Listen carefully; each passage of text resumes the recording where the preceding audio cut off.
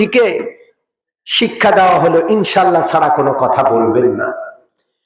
এই ফাঁকে নবীজি জিবরিল রে বললেন, ও জিবরিল, এতদিন পরে আসলেন, আহারে আমার কষ্ট, কত তৃষ্ণার সইতে হয়েছে, কত টিকা টিপ্পনি আমারে কাটছে, কত লোক মিথ্যা প্রতিপন্ন করছে, আপনি একটু আসতে পারলেন না? কি হইতো আমার কাছে যদি আইসে একটু সান্ত্বনা দিতেন। হযরত জিবরিল বলেন, ওয়া মা তানাজ্জালু ইল্লা বিআমরি রাব্বিকা লাহু মা বাইনা আইদিনা ওয়া মা খালফানা ওয়া মা বাইনা যালিকা ওয়া মা কানা রাব্বুকা নাসিয়া। ও নবী, আমি জিবরিল নিজের ইচ্ছায় আপনার কাছে আসি না, আল্লাহ পাঠান আসি, আল্লাহ পাঠান না আসতে পারি না। আমার আসা আমার যাওয়া সবকিছু কার ইচ্ছায় হয়।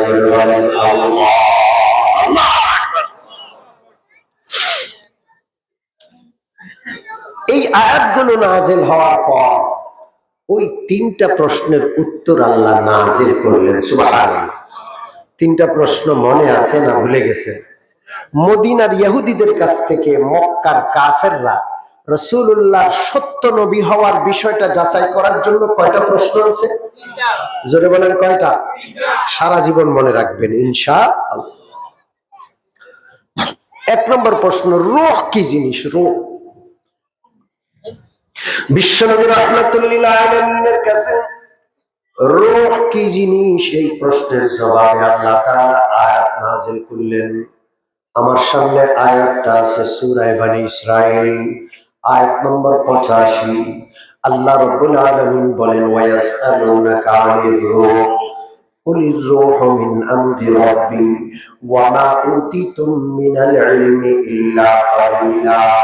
ওগো নবীজি, আপনাকে ওরা জিজ্ঞেস করে রূহ কি জিনিস, রূহ কি জিনিস, আপনি বলে দিন রূহ হইল আমার প্রভু আল্লাহ তাআলা, আল্লাহ রাব্বুল আলামিনের একটা নির্দেশ।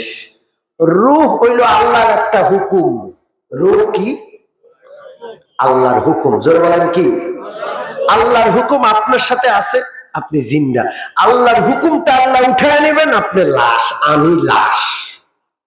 রূহ কার হুকুম? তাইলে আপনার আমার জিন্দা থাকা কার হুকুমে? আল্লাহর হুকুম আছে এই জন্য জিন্দা।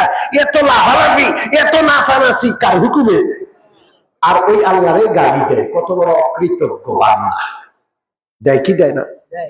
কে গালি দিছে কোন তো? বাউল, আউল, ফাউল, বাউল। ঠিক কি ঠিক না? দুষ্ট আউল, ফাউল, বাউল। এখন রাজনীতিবিদরা আউল, ফাউল, বাউলের পক্ষ নিচ্ছে। ঠিক কি ঠিক না? আল্লাহরে গালি দিছে ও মুরতাদ।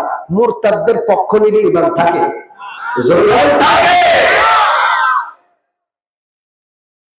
এই দেশের 90% মানুষ মুসলমান। রাজনৈতিক দল তো দূরের কথা, নিজের জান, নিজের মাল, নিজের পরিবার, নিজের সন্তান সবকিছুর চাইতে আল্লাহ আল্লাহ রাসূলকে বেশি ভালোবাসে। তোমরা রাজনীতিবিদ, দল, রাজনীতি এগুলোর কারণে আল্লাহর সাথে বেয়াদবি করছে, ওই আউল বাউল মুরতাদের পক্ষ নিয়ে ঈমান হারাচ্ছ। তোমাদের লজ্জা করে না? ঠিক কি ঠিক না? আগামীর বাংলাদেশ হবে ইমানদারদের বাংলাদেশ। বেঈমান মুনাফিকদেরকে ইমানদাররা ত্যাগ করবে, ভোটে তাদেরকে ত্যাগ করে দেখায় দেবে। ঠিক কি ঠিক?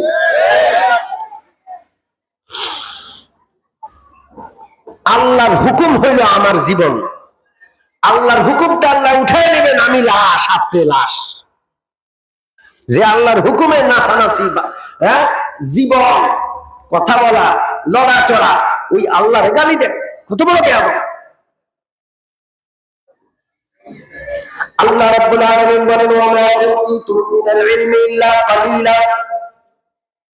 রূহের এর চেয়ে বেশি গভীর ব্যাখ্যা তোমরা বুঝবা না। সহজ কথা হইল রূহ কার হুকুম? আমরা সবসময় মনে রাখবো আমাদের জীবন হইল আল্লাহর হুকুম। আল্লাহর হুকুমটা আল্লাহ উচ্চ করে দিলে আমার জীবন নাই, আমি আল্লাহ। ঠিক কি ঠিক না? যতক্ষণ জীবন আছে ততক্ষণ মাটির উপর। যখন জীবন নামক আল্লাহর হুকুমটা আল্লাহ নিয়ে নিবেন, আমি পচা গান্ডা লাশ, আমার আপনজন কেউ আমারে রাখতে চাইবে না, আপনজনরা তাড়াতাড়ি করে মাটির নিচে গাড়ানোর ব্যবস্থা করবে। ঘরে আর জায়গা নাই, যে ঘর করছি সেই ঘর থেকে বের করে দিবে। এত এত দামি ঘর, এত সুন্দর রাজপ্রাসাদ, বউ বের করে দিবে।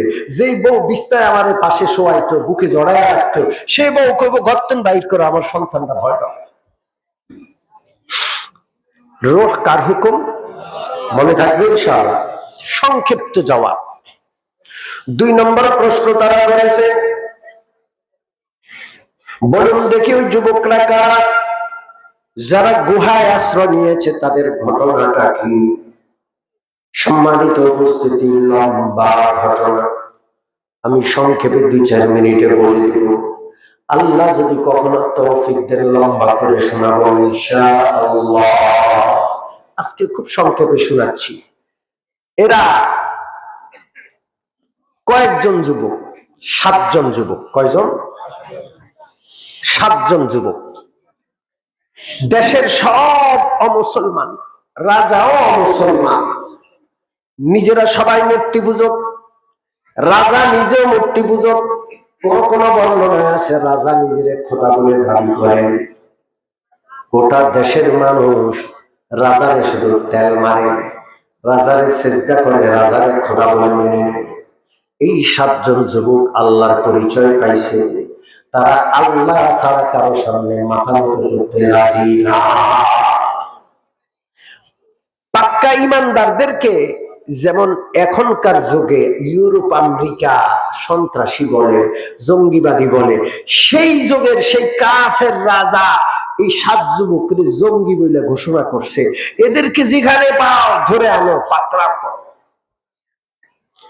ওই 7 জন যুবক মনে মনে চিন্তা করলো, যদি ধরা পড়ে যায় বাদশার সামনে উপস্থিত করে বাদশারে সেজদা করতে বাধ্য করবে। আল্লাহ রাব্বুল আলামিনের সামনে ছাড়া কারো সামনে তো মাথা নত করা যায় না।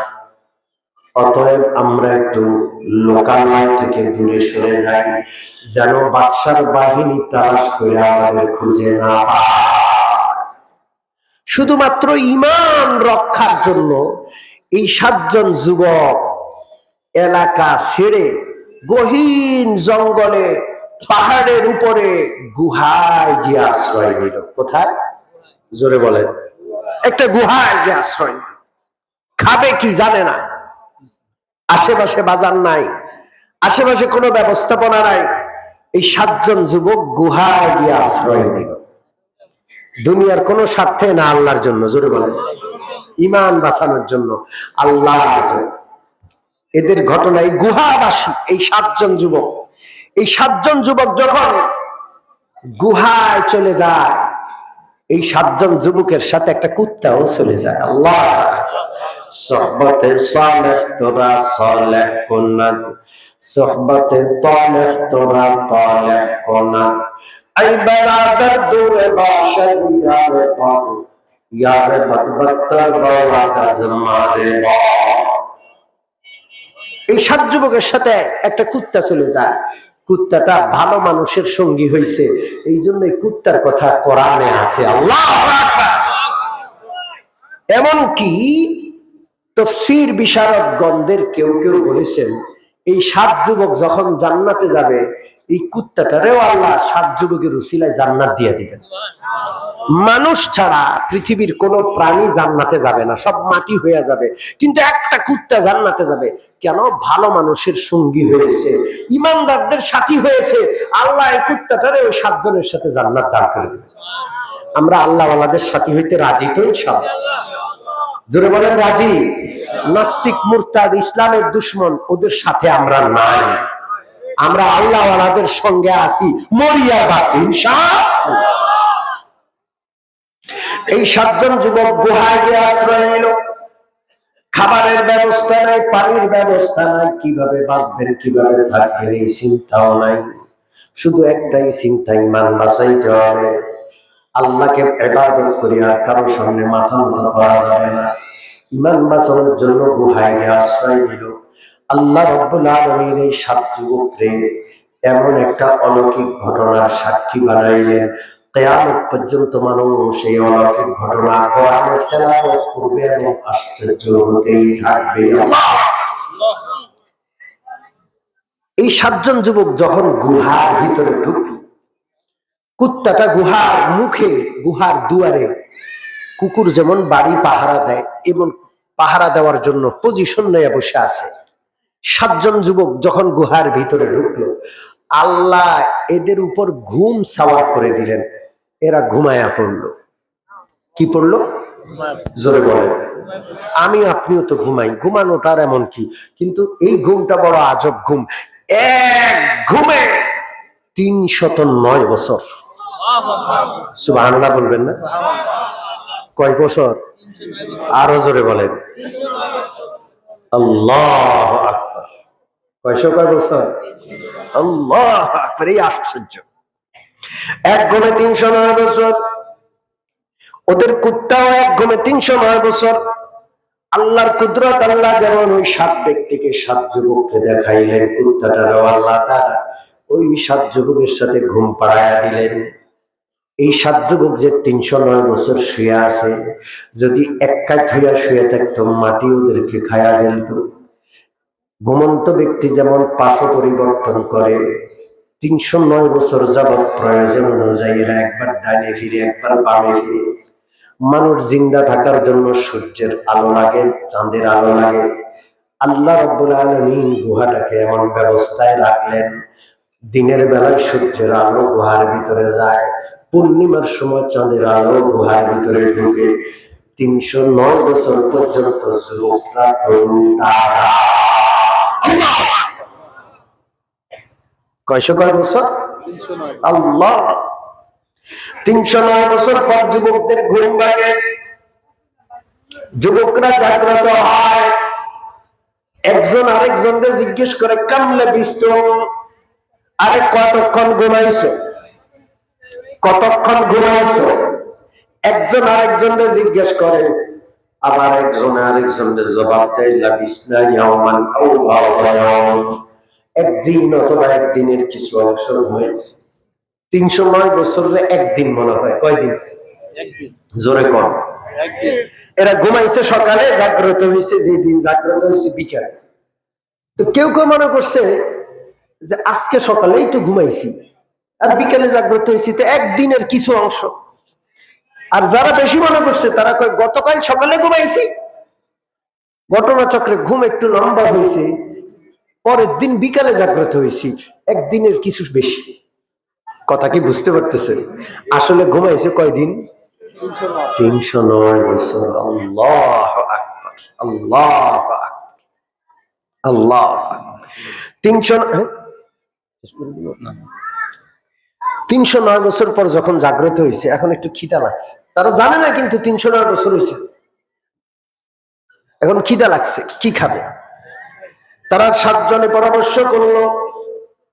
7 জনে পরামর্শ করলো, বলল যে আমাদের কাছে সামান্য কিছু টাকা আছে, মুদ্রা আছে, তোমাদের একজন বাজারে যাও, কিছু খাবার কিনে নিয়ে আসো, আমরা খুব ক্ষুধার্ত। খবরদার বাদশার লোকেরা যেন বুঝতে না পারে। তারা তো মনে করছে একদিন হয়েছে, ওই বাদশা এখনো আছে, যে বাদশার ভয়ে তারা গুহায় আশ্রয় নিছে, পালাইছে, সেই বাদশা এখনো আছে, এই কথা মনে করে ভয় পাইতেছে। খুব গোপনে যাইবা, কারো কাছে আমাদের ঠিকানা বলবা না, আমরা কোথায় আছি, কোন রকম একটা খাবার নিয়ে চলে আসবা। তো তারা 1-2 জন খাবার কেনার জন্য বাজারে গেছে। বাজারে গিয়ে যখন খাবার কিনা টাকা পেশ করছে, মুদ্রা 309 বছর আগের টাকা বাংলাদেশে এখন চলে? জোরে বলেন। আরে 71-এর আগের টাকা এখন চলবে? বাংলাদেশ একটা স্বাধীন দেশ, এটা আলাদা টাকা আছে, আরেক দেশের টাকা এখন চলবে। 309 বছর আগের টাকা দেখে দোকানদাররা বাজারের সব দোকানদারি ফালাইয়া উপরে দেখতে আসছে, যেটা কে, এটা এরকম কে, চুল বড় বড়, দাড়ি বড় বড়, মোজ বড় হয়ে গেছে, নখ বড় হয়ে গেছে। হাই রে, টাকা দেখা, টাকার মধ্যে, মুদ্রার মধ্যে, পয়সার মধ্যে কিন্তু কি লেখা থাকে? টাকার মধ্যে, পয়সার মধ্যে সন লেখা থাকে। খেয়াল করছেন আপনার? কি লেখা থাকে? এরা সন দেখে দেখে যে সর্বনাশ, 350 বছর আগের, 350 বছর আগের টাকা, তো এই লোকগুলো কোত্থেকে আসবে? সারা বাজার একসাথে হয়ে গেছে, দোকানদারি রাখা।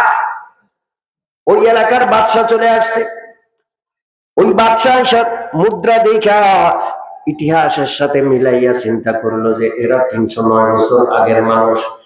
এই মুদ্রার মধ্যে যে বাদশার ছবি আছে, সেই বাদশার 309 বছর আগের জালেম বাদশাহ। এদেরকে ধরছে, যে দুইজন বাজারে গেছে ধরছে। ভাই কি হয়েছে? কয় আমরা তো একটু ঘুমাইছিলাম, আমাদের বাদশাটা জালেম, সে মানুষকে সেজদা করায়, মূর্তি পূজা করতে বাধ্য করে, আমরা সেখান থেকে বাঁচার জন্য একটু গিয়ে ঘুমাইছিলাম, এখন ওইটা বাজার করতে আসছি। তখন বাদশাহ তাদেরকে বুঝাইলো যে তোমরা ঘুমাইছো, তোমাদের টাকা কয়, তোমরা 309 বছর আগের মানুষ, এখনকার যুগের মানুষ না। আর কেউ আছে? আমরা মোট 7 জন, আরো আছে গুহায়। বাদশাহ সহ সবাই মিলে গুহা আসছে। আসার সাথে সাথে এই লোক দুইজনও গুহার ভিতরে ঢুকছে। ঢুকার সাথে সাথে তাদের ঘুম আইসা গেল। এই যে ঘুমাইছে, এই ঘুমে আল্লাহ তাদের জান কবজ করে ফেলছে। আল্লাহ! এই 7 জন একসাথে মারা গেছে। বাদশাহ সহ গোটা দেশের মানুষ এই 7 জনের কাফন দাফন করলো, এখানে কবর দিল। সবাই মিলে চিন্তা করলো একটা সৌধ তৈরি করা দরকার, কি বানানো যায়। সবাই মিলে পরামর্শ করে একটা মসজিদ বানাইলো। কি বানাইলো? জোরে বলেন, কি বানাইলো? আল্লাহ আকবার। এই 7 জনের যে ঘটনা, এটা হলো গুহাবাসীর ঘটনা।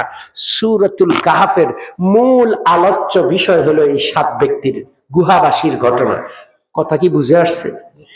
জোরে বলেন, বুঝে আসছে? আজকে আর লম্বা করব না। এই গুহাবাসীর ঘটনা থেকে, তাও আমি খুব সংক্ষেপে বলছি, আমাদের কি শিক্ষা? শিক্ষা হইল ঈমান বাঁচাইতে হবে। যে কোনো কিছুর বিনিময় সবচেয়ে বেশি দামি হইল আমার জন্য আমার ঈমান। ঠিক কি ঠিক না? দল বেশি দামি? জোরে বলে। দল কানা নেতা, দল কানা নেতা, এটির কাছে ঈমান, আল্লাহ, রসুল, কোরআন, কিতাব, ইসলামের চেয়ে দলের দাম বেশি। ঠিক কি ঠিক না? নাইলে কি মির্জা ফখরুল বুঝে না? আল্লাহরে গালি দিছে, এটা কি সে বুঝে না? ও কি কানা না ও দান্দা? ওর কি কান নাই? সব বুঝে। ওই দলকানা দুষ্ট সব বুঝেও ওই আউল বাউল বেয়াদব আল্লাহকে গালি দিছে, ওর পক্ষ নিছে। ঠিক কি ঠিক না? এনসিপি নেতারা বুঝে না? বাউলের পক্ষ কেন নিল? ওরা কি একেবারে অবুঝ? সব বুঝে। ওগো দল দরকার, ওগো নেতাগিরি দরকার, পশ্চিমা করে খুশি করা দরকার। কি কইলে, কি বিবৃতি দিলে? আমরা তো আল্লাহরে আল্লাহ মানি, ওদের আল্লাহ হইল পশ্চিমারা। ঠিক কি ঠিক না? এরা হইল মুনাফিক। জোরে বলেন, এরা কি? জোরে বলেন, কি? দরকার হইলে ওয়াজ মাহফিলে আইসা মাইক বক্তার থেকে কেনা নিয়ে 1 ঘন্টা বক্তব্য রাখবো। কি যে জানে, কত যে কোরআন হাদিস জানে। আবার যখন দরকার হয় পূজায় গিয়া নাচা শুরু করে, ডোল পিটানো শুরু করে। ঠিক কি ঠিক না? আবার এখন দরকার হয়েছে আউল বাউলের পক্ষ নিয়ে তাওহীদি জনতা, ইমানদারদের বিপক্ষে অবস্থান নিছে। এই দুষ্টদেরকে চিনে রাখতে হবে। আর আমরা এই ঘটনা থেকে শিখলাম, আমরা আমাদের ইমানের হেফাজত করব। প্রয়োজনে দেশ ছাড়তে হয় ছাড়বো, পরিবার ছাড়তে হয় ছাড়বো, রক্ত দিতে হয়, জান দিতে হয় দিব।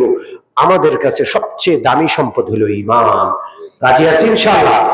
জোরে বলেন, রাজি আছি? বান্দা যখন ঈমান হেফাজতের জন্য কদম বাড়ায়, আগে বাড়ে, সামনে যায়, আল্লাহ কুদরতি সাহায্য করেন। এদেরকে 350 বছর, 350 বা 309 বছর ঘুমাইয়া রাখাইয়া, ঘুম থেকে জাগ্রত করিয়া সারা বিশ্ববাসীকে আল্লাহ দেখাইছেন আমি কুদরতওয়ালা। যারা ঈমান হেফাজতের জন্য সবকিছু ছাড়ে, তাদেরকে আমি কুদরত দেখাইয়া দিই। আল্লাহ! এই জন্য ঈমানের জন্য সবসময় যে কোনো ত্যাগ করতে রাজি আছি ইনশাআল্লাহ? রাজি আছি? হাত তুলি। নারায়ে তাকবীর, নারায়ে তাকবীর। আল্লাহ আমাদের ঈমানের হেফাজত করার তৌফিক দান করেন।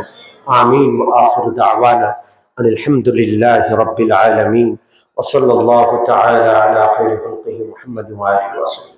একটা বললেন না যে পশ্চিম থেকে পূর্ব দিকে যে রাজত্ব করছে, মনে আছে তো? ওইটা একটু বলে দেন। আরেকটা মাহফিল করবেন, বলবো ইনশাআল্লাহ। আচ্ছা আচ্ছা, ভাইজান শুনতে চাচ্ছে, আমি খুব সংক্ষেপে বলছি।